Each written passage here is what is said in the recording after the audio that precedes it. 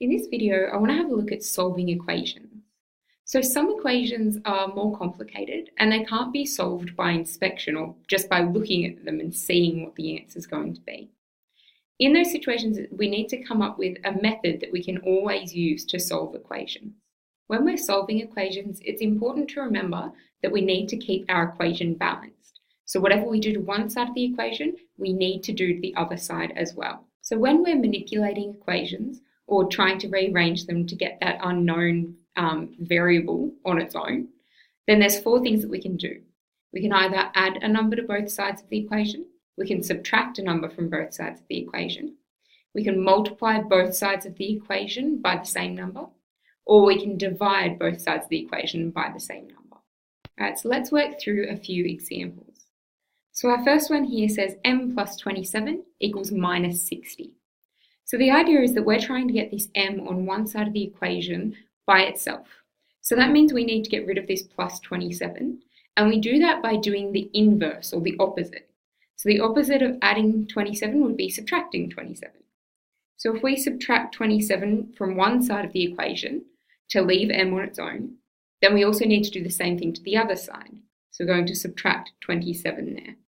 So we'll end up with m equals, now we've got minus 60 minus 27 would give us minus 87. And you can use your calculator for that if you need to.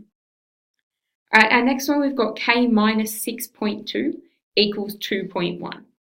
So this time we're trying to get rid of this minus 6.2. So the opposite of that would be adding 6.2. So we're going to plus 6.2 to both sides of that equation. And we're going to end up with k equals, if we go 2.1 plus 6.2, we're going to end up with 8.3. All right, our next question, we've got w over 5 equals 14. Now, when we've got a fraction like that, that means w divided by 5 equals 14. And the opposite of dividing is multiplying. So we're going to times both sides of that equation by 5. We're going to end up with w equals 14 times 5 gives us 70. All right, on to the next one. Here we've got 735x equals 147. So in between that 735 and the x is a multiplication symbol that we don't usually write down. So this is 735 times x, which means to get the x on its own, we're going to have to divide both sides by 735.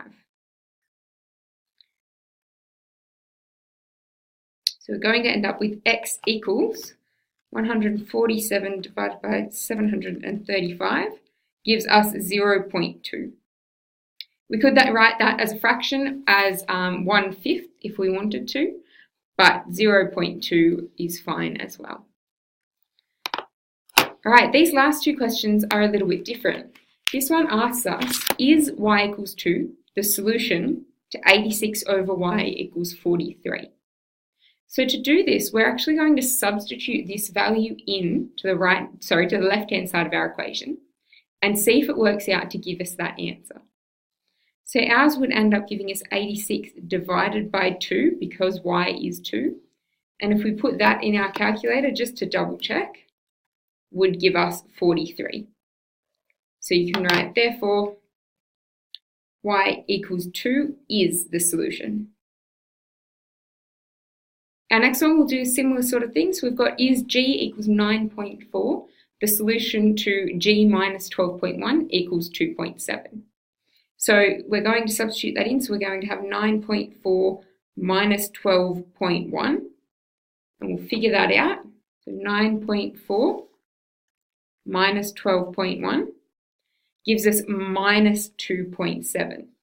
Now, what we were aiming for to make sure that it was the solution was a positive 2.7. So because when we substituted it in, we didn't get that value that we were looking for, that means therefore no, g equals 9.4 is not, just move that over, is not the solution. All right, so that's an introduction to solving equations.